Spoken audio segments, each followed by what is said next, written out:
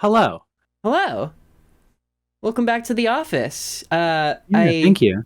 I hope you've been doing pretty well out here. It's a new year. We're getting into it. We're getting into 2022 here. Yeah, and I've already fallen off of most of my New Year's resolutions. Mm. I was gonna get really into dirt biking this year. That's not gonna happen. Oh, that's a shame. That's sad to hear. I've already abandoned my plans to do a sequel slash reboot kind of thing of like the Shrek series. I wanted to take it in a new direction. Okay. But after talking to my lawyers, I don't think it's really gonna go anywhere. But there's like something that I wanted to address that I Mm. wanted to that I think is important to bring up. I've been putting it off. Yeah. Um, I think I might be a toxic fan. Oh. Oh, I'm okay. This is serious. This is a serious Yeah, situation here. yeah, I know, because like it's you see it in the news all the time. There's these people, and they go online, and they're just like not thankful for sequels. Mm. And I always told myself, I'm not gonna be that kind of person. Oh, if a sequel comes out, I'm gonna go see it, and Yeah. I'm gonna defend it, and I'm gonna say that they tried their best, and that they're and that I'm gonna be thankful that they're giving me new content in my favorite cinematic universes, no matter what it is, as long as there's like a little treat that Yeah. is placed on my nose. A dog doesn't get upset that the treat, maybe is bad. Mm-hmm. Mm-hmm. A Or dog doesn't bite its maybe owner. yeah, or maybe that it isn't good. Um or that maybe, the treat doesn't is maybe a treat that's intended for a cat or some other type of animal. Uh-huh. So yeah, and I've been doing a good job of it. I liked the Halloween one, I guess. Mm-hmm. I don't have a lot of connection to the Star Wars series, so I didn't really care about whatever people get upset about with that movie. I Right. uh, I went and saw the Grudge remake from a couple years ago. I accepted it, Mm-hmm. but I gotta tell you, Scream 5, it's not good. Am I toxic? Am I toxic for thinking that it's not a good movie? Well, words like toxic, words like abusive. These are very very big words. Maybe we can expand what you mean when you call yourself a toxic fan. Maybe we can just kind of figure out, get to the core of what that feeling is.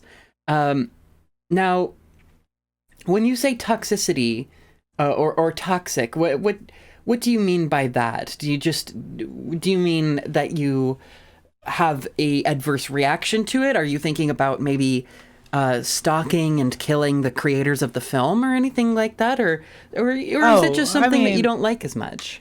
oh, no, no. I mean, like, we all think about stalking and killing celebrities, Oh, but of that's, course.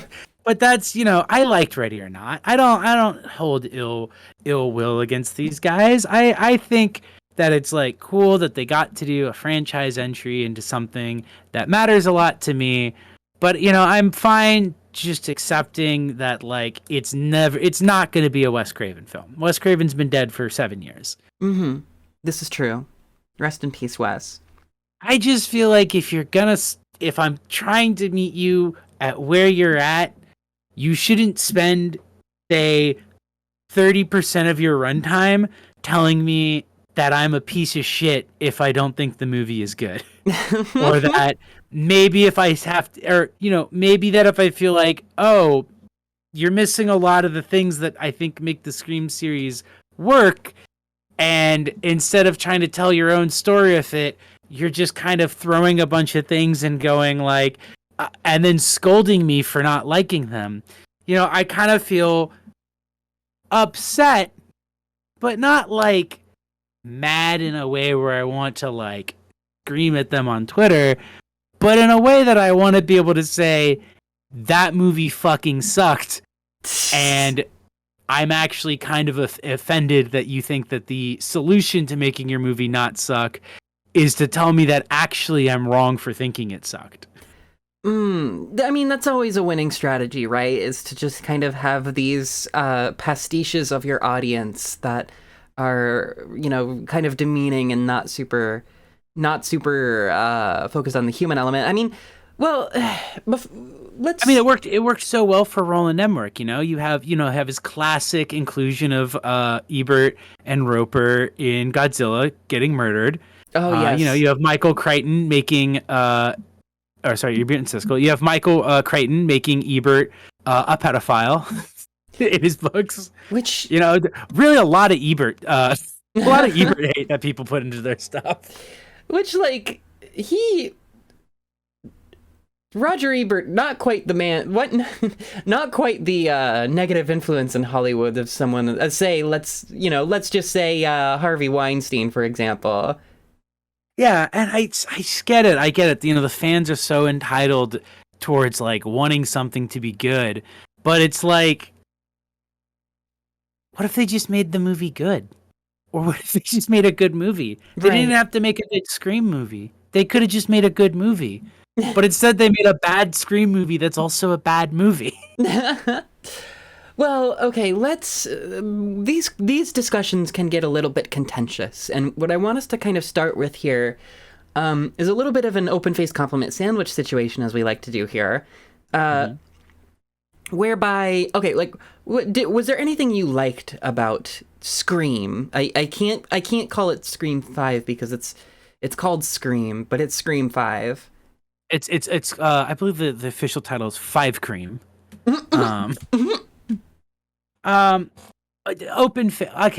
Opening is, I think, great. I think they really nail the tone of the series, and when they do the thing where the character metatextually references modern horror film and modern horror film trends, I clap like a seal, because that's what they do in all the movies, and I like it. But I feel like they do it pretty well. I like the bit of, like, the character that we meet in the intro, instead of being hyper aware of the tropes of the genre she's in, is completely unaware because she likes A24 films. Right, yeah. I think that's a cute bit. I think that's like that's a cute bit, and is also like a correct diagnosis of where horror is as a genre. You know, a lot of teens who are into horror probably aren't into slasher horror, and you know, they're aware of like the Family Guyification jokes about the rules of Family Guy horror, or of horror, but like most horror films aren't slashers. The slasher genre is kind of a dead genre. The closest you get is Blumhouse stuff, which is so post-Scream that it's just always like hyper self-aware, like jokey horror. Yeah. So it makes sense to, you know, introduce this new set of rules that it's like, okay, elevated horror. That's it. There's specific rule sets you can do to that. And then they just kind of drop that thread entirely, and it just becomes about the Star Wars fandom. They name drop twice. Right. Well, as well as Reddit and 4chan. 4chan, famous horror film fandom there, by the way. Oh, yeah. Yeah, 4chan, like, name dropping 4chan in a movie in 2021 feels a little bit interesting to me. I don't think 4chan has had... 2022 makes it even worse. Yeah, like, 4chan has not had the cultural cachet for a lot. I mean, unless it's secretly still, you know, this, like, thriving underbelly of the internet. I feel like everybody's id just kind of transported over to Reddit, which, by the way, I think they name drop Reddit in this movie as well as Dreadit, which is very nice. Yeah, no, the character, the killers meet, state that they met on Reddit, which is such a stupid concept to have in your... I mean, I guess in 2, they also met on an online forum, but that at least kind of works. Right, but I mean, like, yeah, okay, not to be too... I mean, like, okay, I'll get into the nitty-gritty here. As far as, like, plot threads that come up, like, the elevated horror thing, I really wish... I also am with you that they definitely should have done more with that. That is kind of a common thing with the Scream series as far as just like dropping plot threads. Scream 2 kind of did that with the entire concept of black people, which I thought was very interesting, I guess. But I will jump in here to defend good old Wes. Right. That was the actors.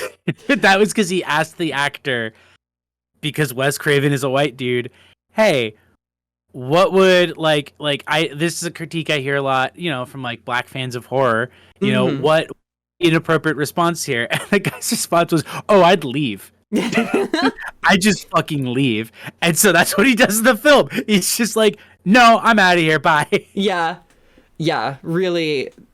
But I do agree that it does add a weird thing where it's like, because especially since the opening victims are black, I think that's why that sort of thing is introduced. But it does leave a weird thing that they're dropped, but it is because Russ Craven asked the actor, what would your character do in this situation? And the actor said, leave. Yeah. Leave immediately. Just get the fuck out of there. Yeah, but point being, like I don't buy that as a non-commonality with the sort of other Scream films. However, what I definitely will say is that the other Scream films, like particularly 2 and 3, and less so in 4, because 4 just has less to like. We'll talk about it. Basically, like the films have a lot of memorable stuff to kind of make up for their flaws, because like the Scream series is like, it's a little flawed, but it's also, there's countless set pieces and countless murders and kills and things like that you can just like name. Like Scream 2 has, all the stuff on the stage, and it has like that car scene that's like super scary. Scream 4 has the closet scene that's like legitimately freaky as hell. Scream 3 has, Gale Weathers' haircut, which is scary. Whereas Scream 5, like, not only does it kind of drop the elevated horror thread, it kind of drops the thread of the series as a whole in terms of just having memorable kills, period. And memorable set pieces, period. It's like one of the characters from Scream 4, she gets killed in this movie where? Just like in her driveway in a suburb? That's okay. And yeah. And then her son gets like stabbed in the neck, and it's really brutal and horrible, and it's like a snuff film, but it's not like interesting or like fun or anything like that. And maybe that's part of the commentary, that like things just aren't like fun in horror in the same way anymore. But I don't know. I would feel like that. Okay, I would agree that like maybe that's part of the commentary, but the way they're filmed is very clearly that they think they're doing Scream style like kills and scenes. Yeah. And to compare it to their other film, Ready or Not, they know how to, like, they can do like iconic stuff. Like Ready or Not is a very mid like horror film. It doesn't have memorable kills really, from what I remember of it. It's got kind of a really goofy ending, but it has some like really memorable shots. It has one of my favorite like modern like final girl characters with a really iconic outfit. She's wearing a wedding dress because it's like, her engagement party with her, where she's meeting her husband's extended family.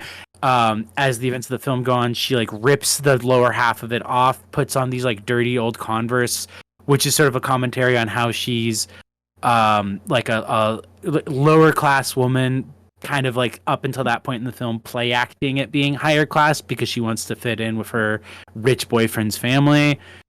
She has the bandolier and shotgun. They're very good at like having these things in the film that like stick out even if the rest of the film is mid. Yeah. Outside of that opening, I really can't, like, there's really nothing that sticks out in this film to me.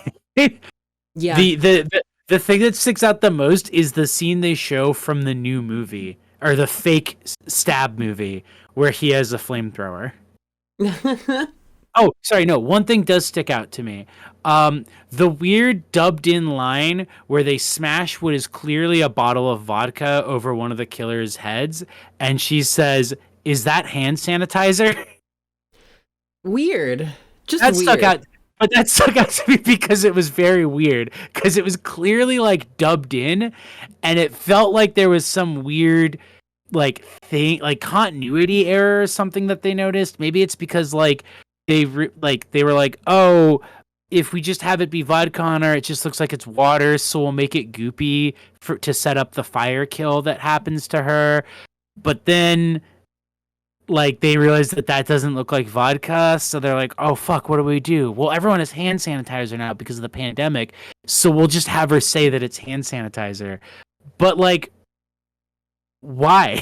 Because it's clearly a bottle of vodka, and also, who would have a giant Costco glass bottle of hand sanitizer? And if you had it smashed over you, why would you go, "Is that hand sanitizer?" in the middle of a fight? Yeah, just a lot of like, I don't know. It's very sparkly in a way that it shouldn't be. What I Another thing I will say is that like we might name drop Scream for a couple of times throughout here because it's like, would you say it's the best sequel? Yes, yeah. My ranking is Scream 4, and then Scream 2 and Scream 3 are both kind of like even because they sort of flip flop in place for me because they're both much weaker, but they're still like good. I So, like, honestly, but I really enjoy both Scream 2 and Scream 3. Like, I yeah, no, see the problems, but man, they're really fun. they're both movies where whenever I think about them, if I haven't watched them in a while, I'm like, oh yeah, they have a lot of problems. They're not as good. But then whenever I sit down and rewatch the series, I'm always just like, oh fuck, 2 and 3 are like actually like pretty good. Like their biggest problem is just that they're sandwiched between two really good movies, so they kind of like their flaws are more evident. But if Yeah, they were like if they were standalone from that, they would be like still like probably above average horror films. such a major like aspect of them is like really the characters. Like, and Scream 4 is just such a good example. Like, Rory Culkin is so memorable as Charlie. And I love Kirby a lot. Like, all of the characters, Uh, like they're all just like freaks, and like everybody's kind of like, sort of, I don't want to say outcast. Outcast is a really loaded word because like I don't know if I don't know if anybody I don't know if anybody in real life is an outcast in any way that's like, I think everybody is made to feel like an outcast, and that's kind of what I like about movies like Scream 4, where all of the teens are these like little obsessive movie night freaks who just think about movies and sort of really sort of like poisoned by media and stuff like that. I think the reason why they're more outcast feely in 4 too is because it reflects a good change in both like teens in media and also teenagers in real life, where it's like, yeah, in the 90s slashers were still the like thing that drew teenagers out by the fucking truckload to go see movies. But in 2011, if you're into like Scream style slashers, you're probably like a weirder kid. Yeah, Which they absolutely. even set up with the whole opening thing of like, teens' relationships to horror was more like Saw fans and like people who are like, oh, I don't like horror. Yeah, absolutely. Like that, and it kind of, and Scream 4 kind of in those ways, it feels like it feels like not like it's fully like totally reacting to like Saw, but there's like some touches there that it's like kind of aware of those things in a more substantive way. But like, yeah, more to the point, like Scream 5 has these kind of blank slatey characters. One of them's like related to Billy Loomis in a way, in a sort of, I mean, like she's like Billy Loomis's daughter, which is not tangential. That's pretty important and central. But she herself was pretty one note throughout, and then it was like the boyfriend who kind of ends up being the killer, who's like this kind of like McElroy boyfriend. It feels like. Yeah, no, he's it. All of the friend circle are so like nothing. They're just like very like the main final girl isn't iconic in any really way. She's very, and it's not even like they try to fold in that thing of like complaining about like, oh, like people complain about Mary Sue's, but it's like the thing about Mary Sue characters is that they're underwritten, but they're like hyper competent in a way that sticks out in that universe. Like that's the Yeah. critique that people leveled against Rey, was like, oh, Rey is too, she shouldn't be as good at the Force or whatever as she is. But the thing about the main character in this is that she isn't hyper competent either. She actually is like not very autonomous in the film. She just kind of floats from scene to scene. Yeah. Yeah, and she's kind of like reliant on this Billy Loomis sort of ghost or whatever, and it's like kind of, it's this thing that's like directing her around, and she's like not really her own character. I don't know. I just didn't like that Extremely stuff. funny though to have Skeet Ulrich come back to play Billy Loomis, because he does not look like he did in the 90s, He doesn't literally at all. he doesn't sound like he did in the 90s either. Like his he does not have a teenager's voice. You know what I mean? Who Yeah. How do I mean, like, I guess I'm vaguely curious about how they did the digital composite stuff or whatever. But I don't know. It's just a weird, like, no other Scream movies have really had like hallucinations or ghosts or anything like that, right? The closest is there's stuff that's ambiguous in 2 about whether or not Sydney is seeing Ghostface where he's not. But it's also like in settings like there's like when she's performing in the stage play where everybody's wearing masks, where it's like, yeah, that would be a reasonable circumstance if you have PTSD to like think that you see Ghostface but you don't. But it's also like purposely left ambiguous whether or not she actually did see him. Yeah, that feels That's the closest to it. That there's not like full on. I'm your dock passenger, Billy Loomis.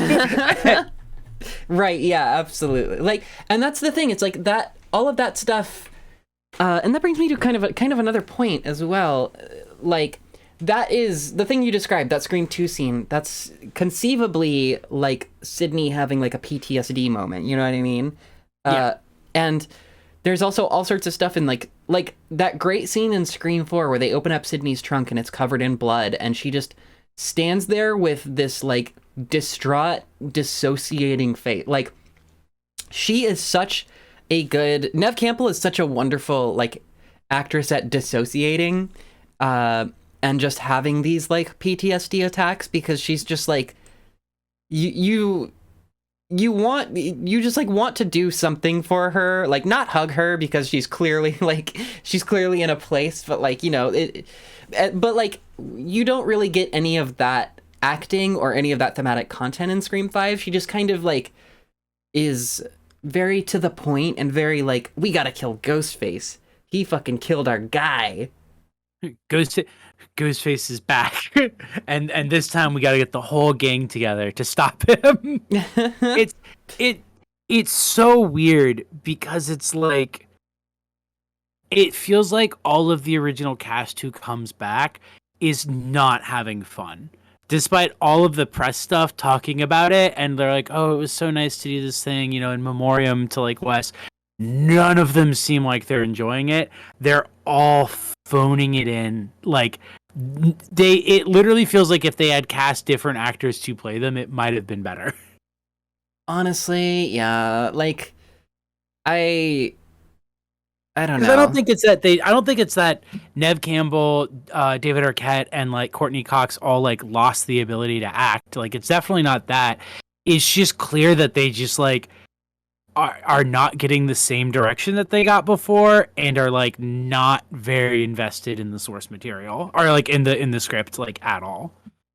The closest to like a good interaction I can think of is the scene right before the party and whatnot, when Gail and Sydney are discussing are literally like trying to assess whether or not the new final girl has what it takes.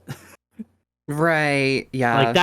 that's kind of where you see a bit of their old dynamic starting to shine, but it's very short lived. It's very much so for like two scenes, and then it's immediately back to just like, oh, they do not seem like they want to be here. Yeah, and that's so much of the stuff that I like about the original series too, is just like, not even necessarily like just these characters, but like the way that these characters kind of like interact and and evolve, and like and the way they interact with like other characters. Like I loved I loved, I don't remember her name, but in Scream 3, the woman who well, really every woman that like Courtney Cox's character has to deal with, that's always really, really funny. I mentioned this in my letterbox review that's like one of the biggest, that to me was like immediately the biggest sign that like this movie had something wrong with it, was that I immediately, from like the first scenes of them be involved in any way, was like, oh, I don't give a shit about their relationship. And that like their whole dynamic from the first movie and their kind of hot and cold like give and take relationship is Yeah. like one of the driving like pieces of the entire series.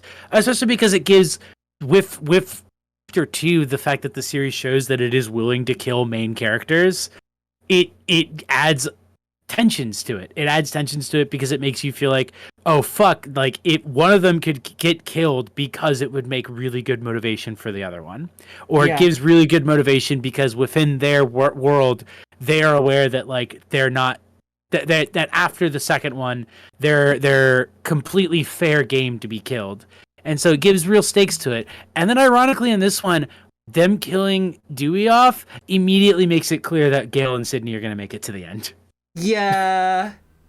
It like, yeah. It immediately makes it clear that it's like, here's us showing you that the stakes are real, and it's like, okay, but you're showing me that the stakes are real because they're not going to be after this.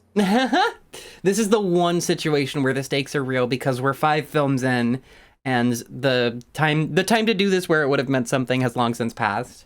And they also like super clearly obviously foreshadow it because they like write out, they basically write him out from the beginning of the film. Like at the start, it's like, oh, he's a loser and he's not in the police force anymore, and he and Gail's relationship has fallen apart, and he doesn't have any connections to any of the other major characters. So, like, if you were gonna kill off one of the main characters, if you had to pick one of them to kill off, Dewey's the one who's not really, he's not really bringing anything new to the franchise at this point. Yeah, he just cut him. Gotta get rid of him. Also, to talk about the killers for a second, there was a moment like during one of the party scenes where I was like, okay, none of these characters are well written, and this is like that extremely annoying tokenizing type of representation of like queer people in films that they do now, where like she's literally wearing a rainbow flag pin. Oh God, Literally I didn't even wearing notice that.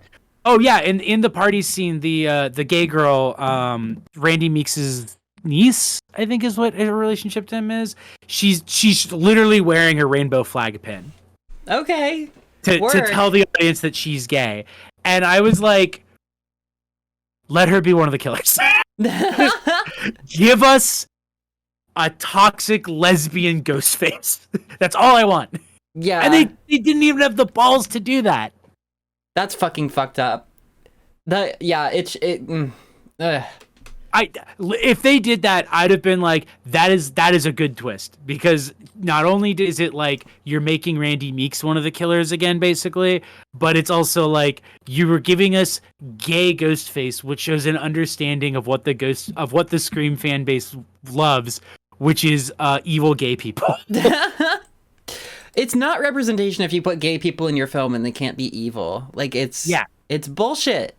Yeah, I mean, I liked her character. I liked her lesbian vibes with the one killer in the basement. I liked how they were threatening to have the audience to have 2 girls kiss. Thank God they didn't show it. Who knows what could have happened? They imply no, I think do they show her making out with the girl on the couch, or is it like they show them being interrupted making out, so you don't actually get to see it. I think it's the latter. Because she like is like, I'm gonna hook up with this other girl on the couch, and the girl's like, what? Oh my god, can you say that in a movie? You're crazy. Oh my god, Mindy. Hand me the fireball. I did like that they brought back Hicks. I didn't like that because of how bad the writing was. The second they make the joke that like no one's gonna care about this character who's in 4. Who's gonna care about like you? I was like, okay, so they're both gonna get killed. Like you're not even like you're lampshading that way too much. I know what's gonna happen here. Yeah. Yeah. Even she was like phoning it in. Even she didn't feel like she wanted to be there, and she's like giving it her all in 4. She's so fucking good in 4. She's such a like, again, like a character that like you're a character that has just like a wonderful dynamic with Gale and who you hate, but then you eventually like have to stop hating because she's actually good. Yeah. That was like another thing rewatching Scream 4. I noticed, actually rewatching the series in general before this, and then when I went and saw 5, is that the film also really misses one of the key things that I think defines the Scream series for horror fans, and especially gay weirdo horror fans, is how good it is at metatextual red herring. In that the red herrings are never are not never, but they're rarely explicitly underlined as red herrings. Right. There's like the shot in the first film when Dewey and one of the other cops are talking, and there's a shot of the cop stepping out his cigarette, and he's got the same boots on that the killer has. There's in 2, there's these 2 girls who are always around Sydney and always around when the killings happen. They're like two of her co-actresses and stuff, and have like a weird, obvious like dynamic there. And then in 4, Hicks is very clearly given motivation and like given a presence at some of the scenes that would make her a plausible killer. Yes. But there's no moment where anyone is like, I think she might be the killer, and then it's pulled out to you. It's entirely just there as a reward to audiences who are like aware enough of horror to be like, oh, this is a thing that in a normal horror film would be like planting a seed for you to pick up on it, which ends up hiding a lot of the actual seeds that they plant. There's nothing like that in 5. They just kind of go like, it could be anybody. Could it be you? It could be. It could be. This guy can't be the killer. He doesn't like the Stab series. Just kidding. We lied when we said that. He loves the Stab movies. Oh, well, yeah. The movies like, oh, you can never trust the significant other. You can never trust her partner. But then like the movie basically, it's not a very strong metatextual like red herring when the movie is just like, it's this guy, it could be this guy, and then the movie's like, no, it couldn't be, he's blah blah blah blah. Like, I don't know, it's like not the same. I feel like the thing that's also funny about it too is because that line stuck out to me, which immediately okay, funny story about when I went and saw this film.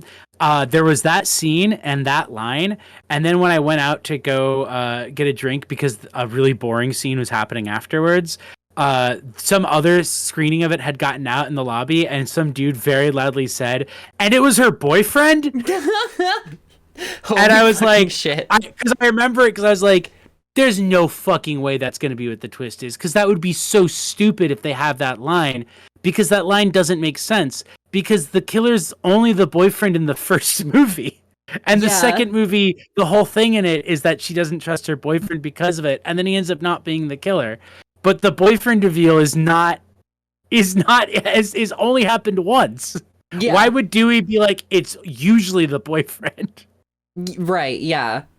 Like it just doesn't make a lot of sense generally. And it ends up doing the opposite of a red herring, which is, again, it lampshades it in a way where you're like, oh, so he's probably the killer. Right. I mean, and you could make an argument because it's like, oh, the film, it's about returning to, it's it's a requel. We're returning to the original house from the first movie, and it's Billy Loomis and blah blah blah blah blah. But like, yeah, that's a problem. I don't know. Like we not only have we like seen that before, it's just like not doing. It's like so not doing anything new or interesting that it ceases to be metatextual about not doing anything new or interesting. You know what I mean? Like, yeah, you're right. This is the same house. What does that mean? Why do I care? What's the relation to, current characters, I guess? It's also super disappointing because, like, I know I'm trying not to do the toxic fan thing if I keep comparing it to the original, but it's really hard to, and the movie is asking me to do so. They already did that in, like, the third movie with the movie set. Literally. And it's like, it's really good, and it works really well as, like, an iconic scene in the third film because it being on the same set is, like, creates this weird, fucked up, disorienting thing that also works with the themes of trauma and whatnot in it. Yeah. Why drop the elevated horror thing when you're doing a sequel to a film series that has historically been clearly about trauma? And to do absolutely nothing with the trauma aspect. It's fucking crazy to me. It makes absolutely no sense. And that's why that shit was so good in 3, because, like, she was just so disoriented by it, and just every aspect of it, like the sort of like businessy nature of it, the obvious like freakiness of someone like modeling a set after like real traumatic shit that you went through. Like, I don't know. It's literally a retread in Scream 5, but she's less interesting to watch here because she's just so one-track minded. She's just so like ready to kill Ghostface. And again, like, Sydney gets like stabbed in this fucking movie again. It's like, how many fucking times has Sydney been stabbed in her life at this point? I think they have some joke about it in it. I could plug our good friend Kate Wirtz. It's so weird to me. Also, in anticipation of Scream 5, I was rereading Crow Killers by a friend of the pod, Kate Wirtz, and she has like an entry in it that ends up being canon to the series. That's basically just a parody of the Scream series. Wow! It's weird. To kind of get into it, there's like a sort of thing in it, like in the series where there's a lot of like weird media mixing and stuff. It's very good. It's very well executed. But so there's a nightmare sequence that was a Halloween special, basically, that is an extended Scream parody of the whole series. And it was weird reading that and being like, this works better as a requel. Oh, I can only fucking imagine. Kate's a goddamn genius. Because it understands how to take themes from the history of the series and then apply them to new characters and their dynamics. Yeah. And like new concepts and like where things are at currently in life. I mean, like, one thing I will give to Scream 5, it had one funny scene, which was the boyfriend like watching a like video essay like podcast thing about the Stab series and just being like, just basically parroting their opinions, just being like, oh yeah, the series totally fell off after the 5th one. That was like, okay. The killer's motivation is really what sank this from me, from like, this sucks to like, I hate this. Because it's as the bit we were setting up, their motivation is literally they're toxic fans. They're very, very clearly modeled off of the Star Wars fan base and the whole Rian Johnson thing and the prequel trilogy and all of that shit, because none of that happened with any of the other like weird requel remake films. Like, that didn't happen with Child's Play. That didn't happen with the Halloween movies. There is not a toxic horror fan base in that way, in the same way that the Star Wars series is. Yeah, absolutely. And so the weirdest thing about it to me is that the in-universe Stab 8 that they show doesn't look like that kind of movie that they're responding to, that they say they are. It looks like an absurd garbage horror film, which I keep saying this. this is this is a film which stars the only horror film fans in the universe who are shocked that the 8th film in a series fucking sucked. Because there's just not that. There's not that horror fans don't have that same expectation. It's like a joke in horror fandoms that movies get really bad after like the first or second one. Right, yeah. The a sequel that is good is the exception, not the rule, which is one of the reasons why the Scream series is so beloved, is because even if a lot of people didn't like 4, which they're incorrect to, which they are stupid. It's still understood that like, Scream series like kind of wraps it up and like ends in a very strong way. Like it's a series that understands how to bring a new approach each time while still building on like what came before it. And that's really, really rare in horror. But also horror fans aren't stupid. They're going to go into a 2022 requel that was made 7 years after the original director died, and they know that it's not going to be as good. Yeah, people are a little bit more reasonable than I guess you might give them credit for as I don't know, maybe they're not. Maybe just like skimming off the surface of just like insane YouTube reactions just gets you all sorts of nightmarish shit going on. Because I know that like Star Wars fans do suck. They are like knuckle dragging, like they're terrible. It's a terrible crowd of people to be making art for. All of them. Pro requel, pro sequels, pro proco, it doesn't matter. Doesn't matter what their position is. Yeah. It's a horrible fandom. Yeah. Terrible. That'd be a great source material if you were making a Star Wars movie. Or even a sci-fi movie. Honestly. Yeah, you're making a horror film.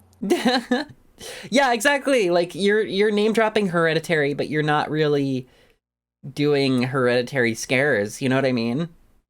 And I felt like that was like the thing that really like made it like just so annoying, was because like with that opening and then with the idea of toxic fans, you have a setup for a perfect spiritual successor, in the sense that like the Scream series was very good at looking at like, how does media like frame people's expectations of reality? How does media take its experiences? Like how does media process reality? Because culture responds to reality responds to culture, etc.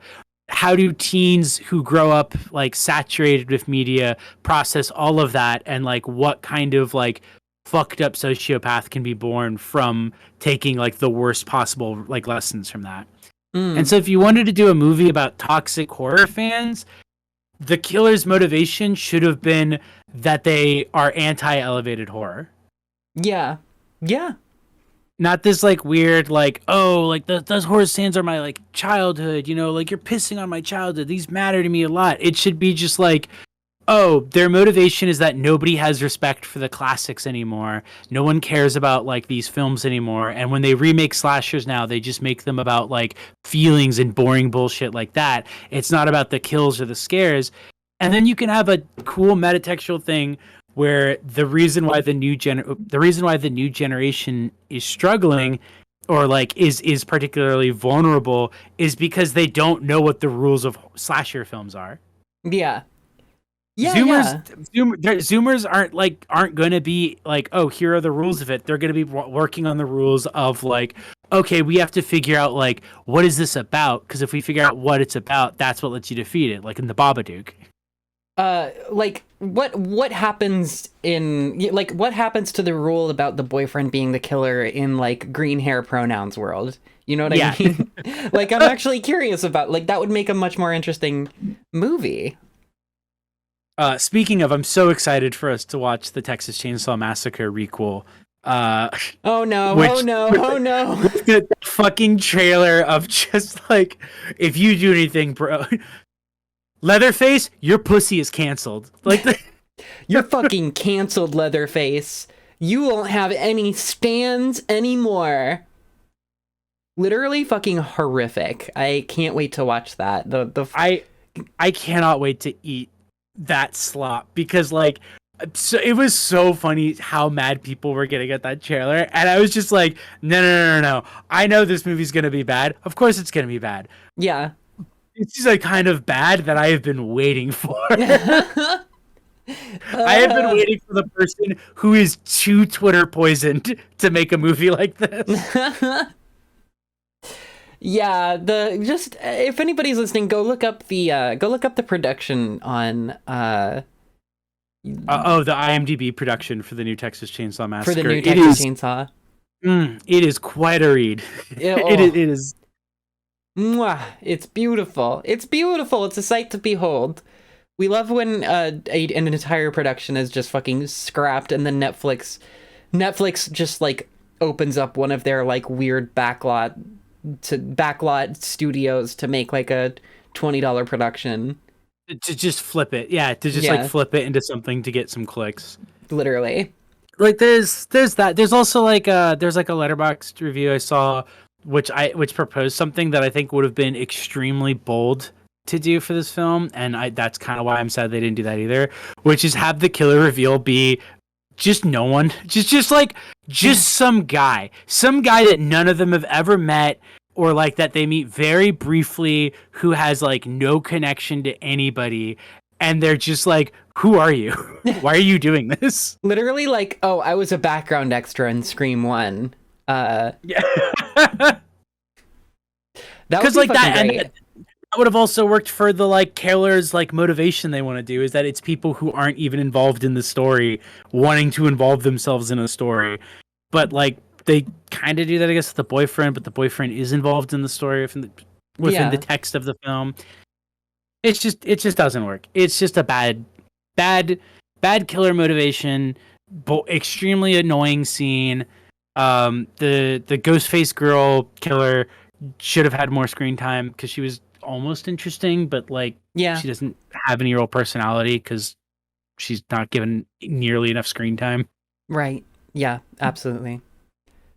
Yeah, just not enough of the charm. Just like, you know, nothing really scary happens. Nothing really.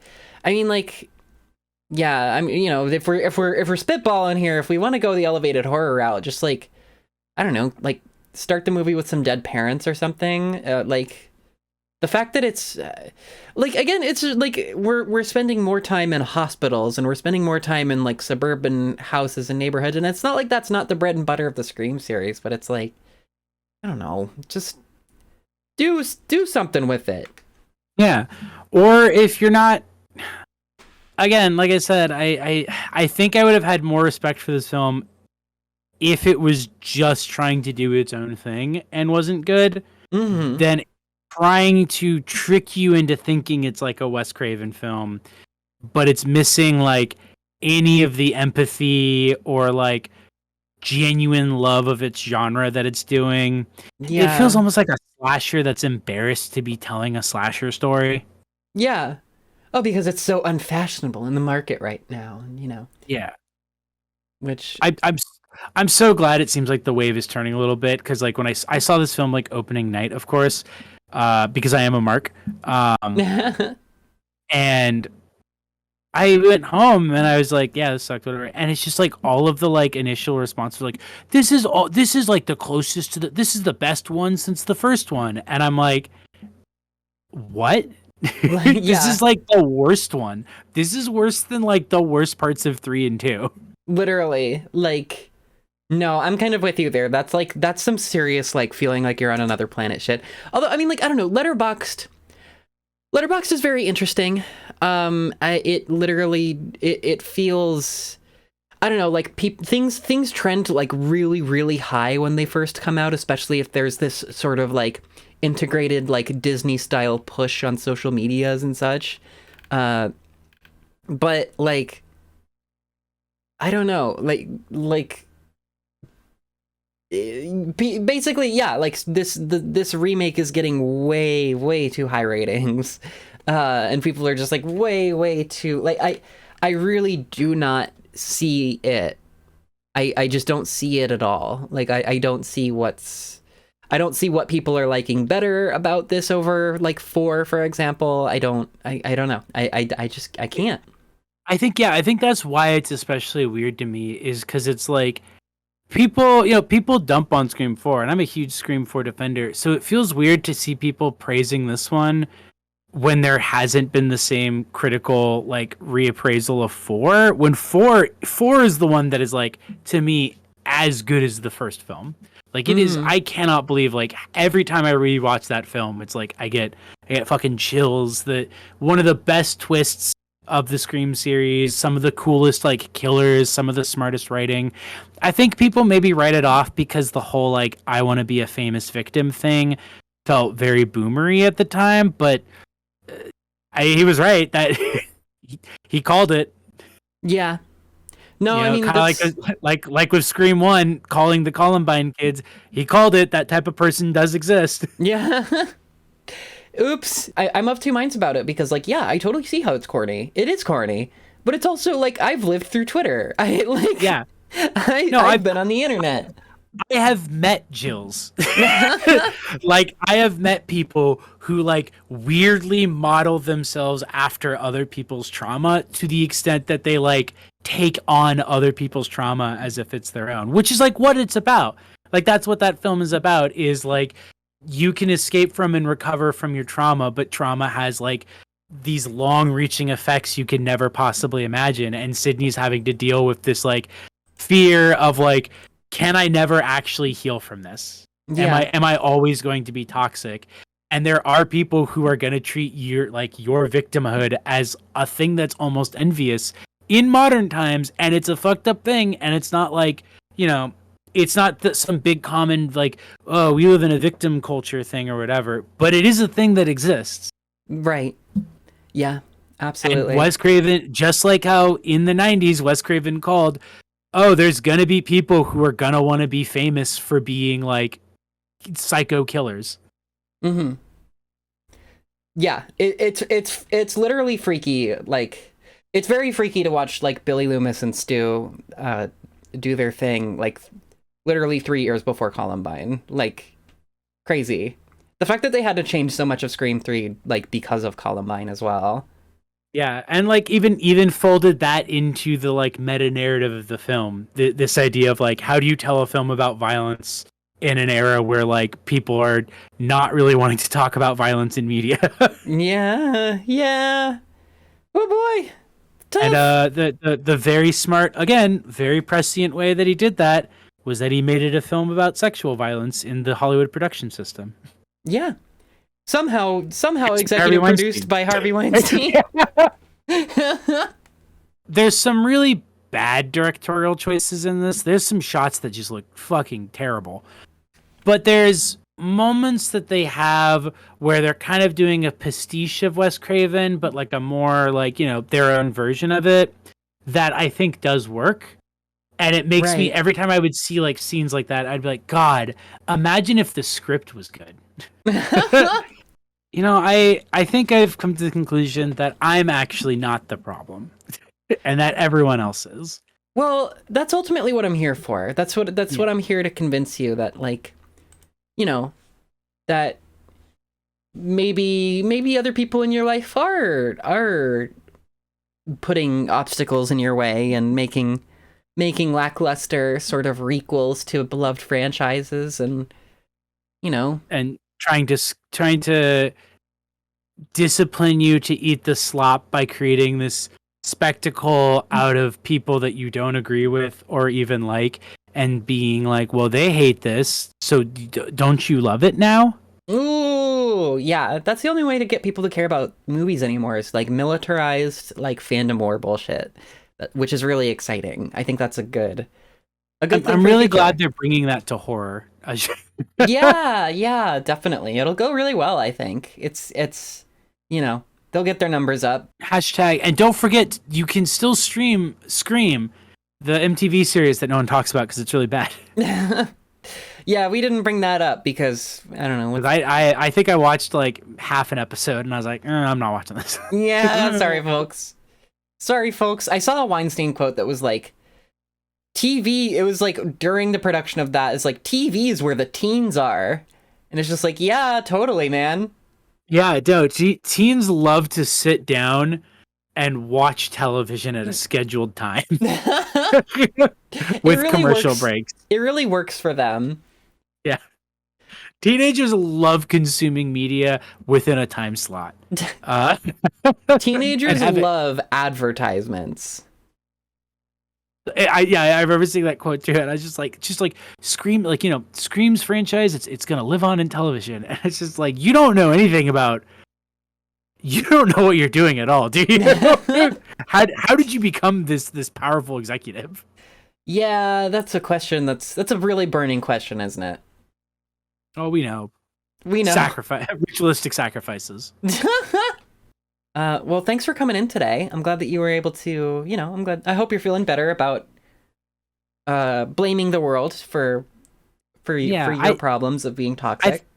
I think I'm ready to go out there, and just anytime a sequel is made to something, even if I don't like the original thing, I think I'm prepared to just send death threats. I'm glad to hear we've made a lot of progress today. That's like really promising for your future. You know, maybe I'll send a death threat or two after this meeting here. Let's get crazy. Yeah, let's find, you know what, let's get out there and let's find some home addresses. Let's get those emails.